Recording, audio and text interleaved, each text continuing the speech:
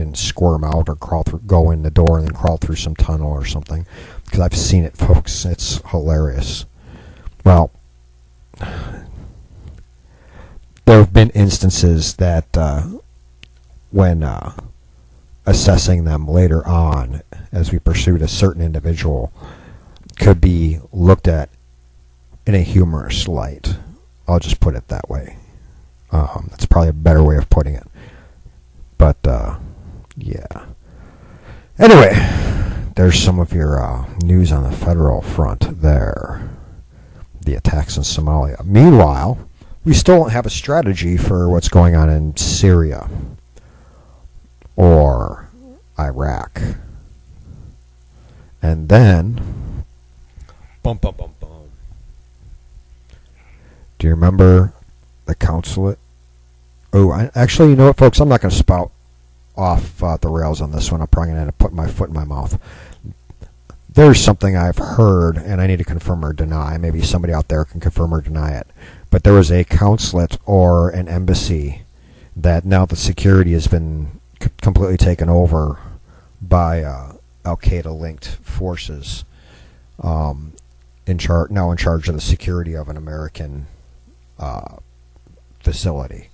One that I don't think currently has any Americans in it. And I want to say it was the Benghazi consulate building, which, by the way, we knew many of the security guards around it were affiliated with Al-Qaeda, ISIL, ISIS, IS. Pick the name of the week. I'll still call them Al-Qaeda. I know the official DIA, CIA term for them is ISIL. So, but they no longer have their hooks in me.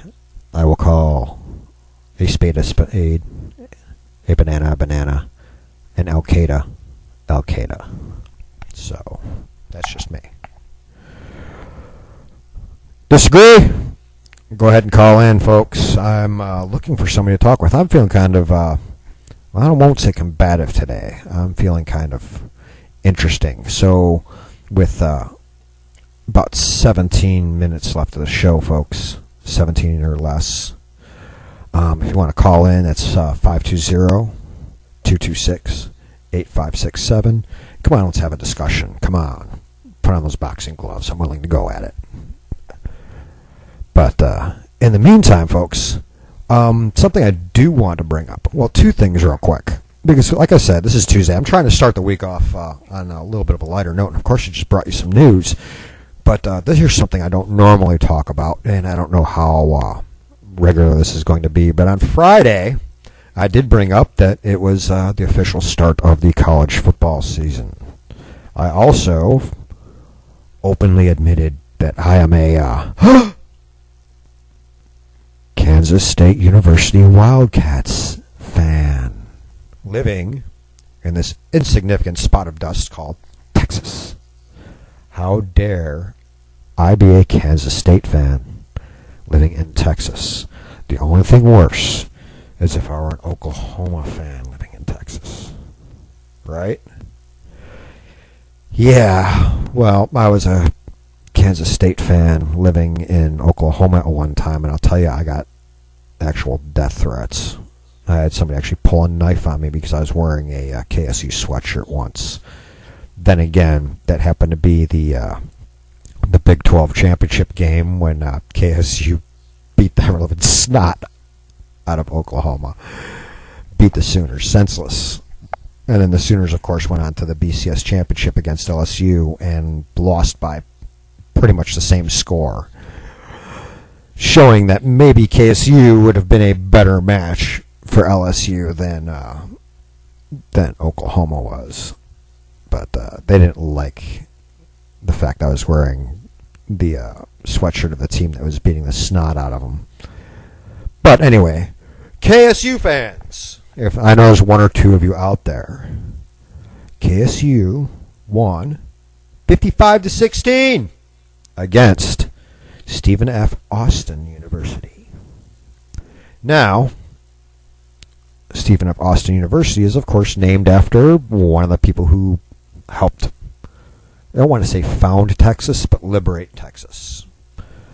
Get it to be its own and then be its own state eventually. Of course, Austin is the same Austin that the city of Austin, Texas is named after. Well, 55-16. Of course, then again, who's ever heard of Stephen F. Austin University? This is the first time I ever heard of them. So, I'm sure they've been around for a while. I'm sure Texans know all about them. I'm not a native Texan. I've been naturalized. Sort of. Mostly. But this should have been 55-0 or 55-3. The fact that Austin scored 16 points kind of surprises me. Because I'm really interested in seeing how KSU is going to do up against Iowa State, Auburn, Texas Tech, Oklahoma, OSU, Texas, and Kansas and Baylor. Baylor is actually looking pretty good this year. So we'll see what's going on with them later on. But for those of you who are KSU fans, they won 55-16. For those of you who can't stand KSU, guess what? They won 55-16. Get over it. Just a game, folks. Meanwhile, UTSA Roadrunners. This is the Free Range Texans team, or one of them. And the Roadrunners also won 27-7 against Houston. And they're going up against the Arizona Wildcats on September 4th. That's Thursday. So be interested to see who wins that battle right here in good old San Antonio. So, and the Roadrunners are actually going to face off against some pretty good teams here. They're going to be playing against the Cowboys, the OSU Cowboys, on September 13th. And then playing up against UTEP later on in the season, and Rice, and Southern Mississippi, and North Texas. So they're playing mostly against teams that are within their same division, but they've got a couple of hard games coming up. You know, for example, Oklahoma State and Arizona, which are a little bit bigger than their normal face-off teams. So we'll see how the Roadrunners do. But there's your college football update for this Tuesday. Normally it'll be Monday that I'll talk about this, but for Tuesday. And anyway, now I've talked about that. Julie, I'm going to say her name the way I know how to say it, but I'm sure she's going to say I'm saying it wrong. But speaking of libertarians, Libertarian Julie Borrowski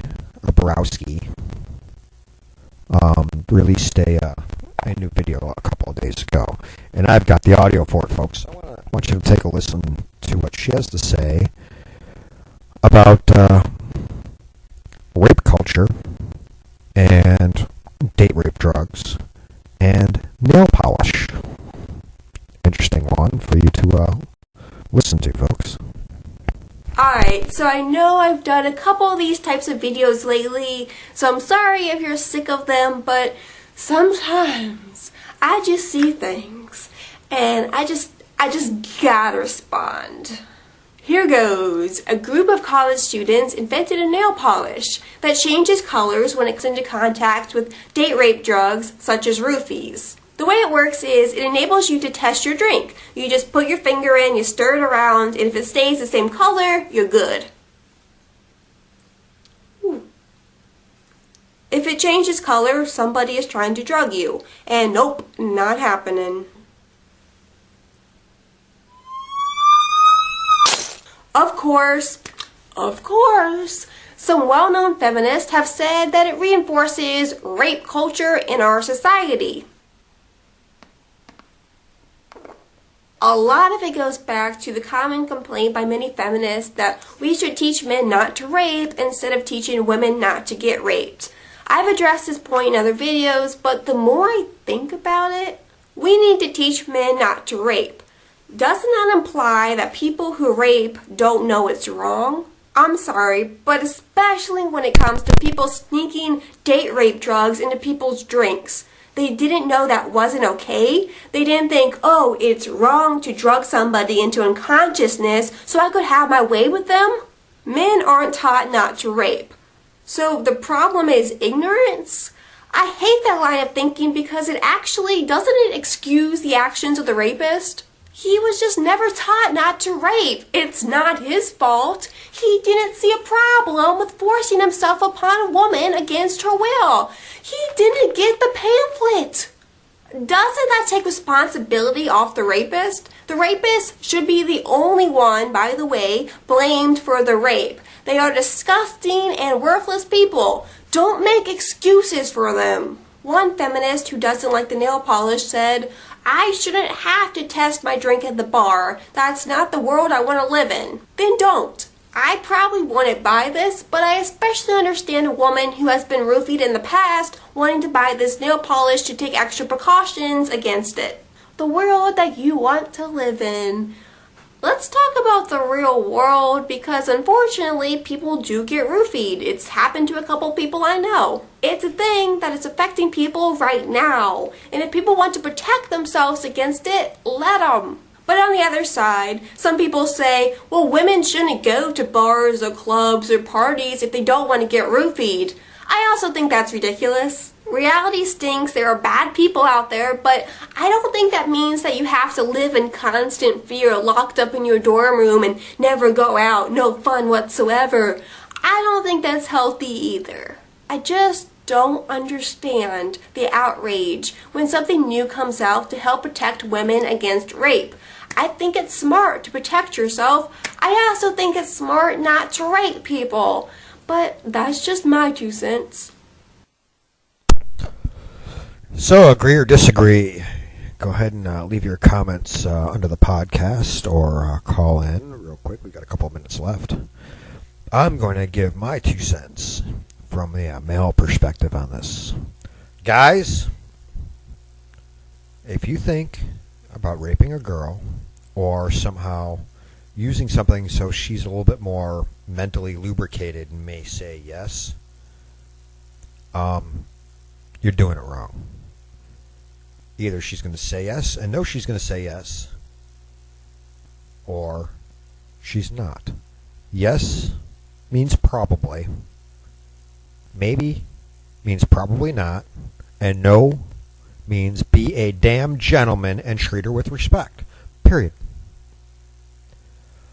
Now, there's some people who either have some kind of screw loose or don't believe in treating people the way they should be treated or whatever the case might be, and they're out there.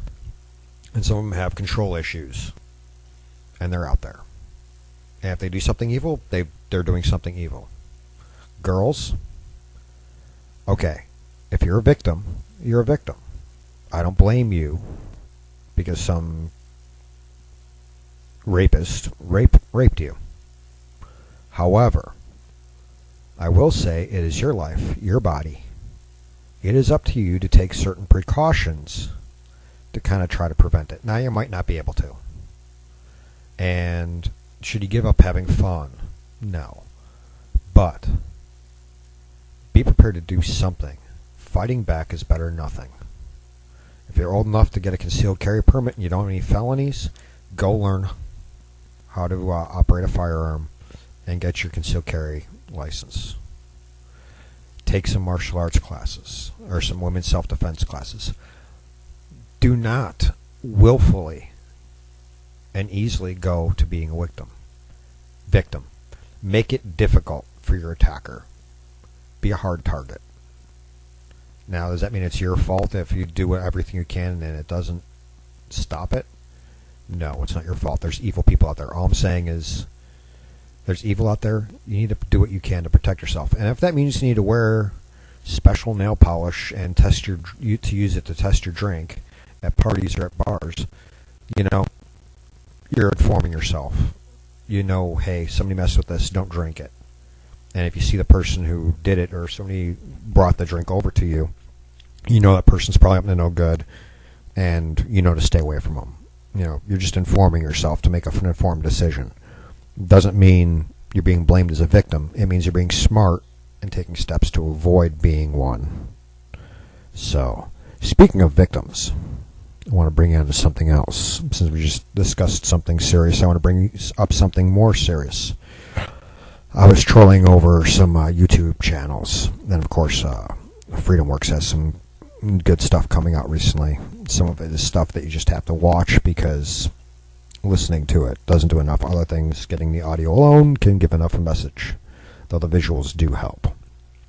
Folks, with school starting up, that means many of you in the greater 50 states are having your kids subjected to Common Core, especially if you're not going to a charter school where you look into their what's called pedagogy or their teaching philosophy.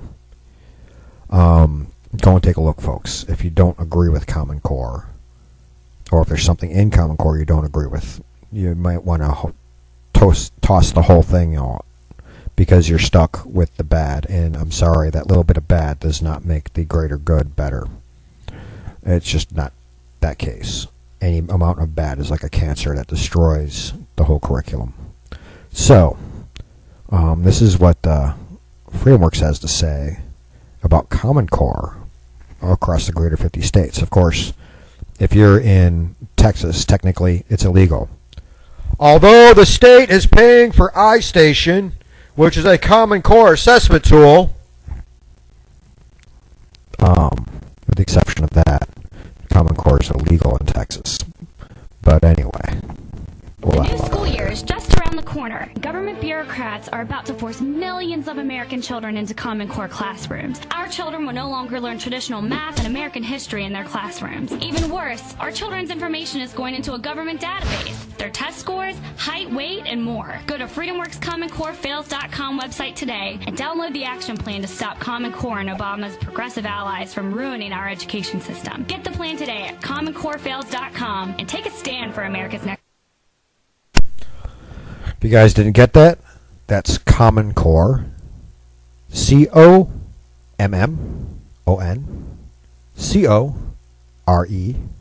fails, FAILS.com. And if you go there, there's information. Just get yourself educated. There's plenty of sites on there that tell you the supposed good of Common Core. Get all sides of the story, make up your own mind, especially when you're talking about your kids.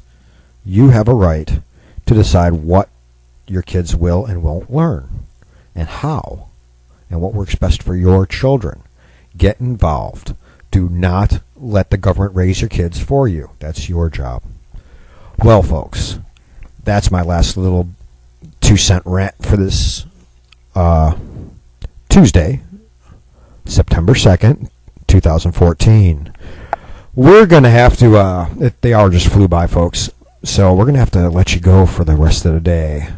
Hope you enjoyed the show. I hope you're right back here tomorrow between 8 and 9 at Central Time, folks. If you want to listen to us live, or you check in, tune in and listen to the podcast at your leisure. Hopefully I wasn't too out of it today. This is my second day nicotine-free, and we'll see if we can update you tomorrow on that.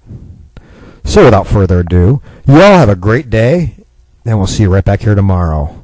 This has been Paul-Gregory Matuszak and the Mouth of Matuszak Show for Tuesday, September 2nd, 2014. Bye-bye.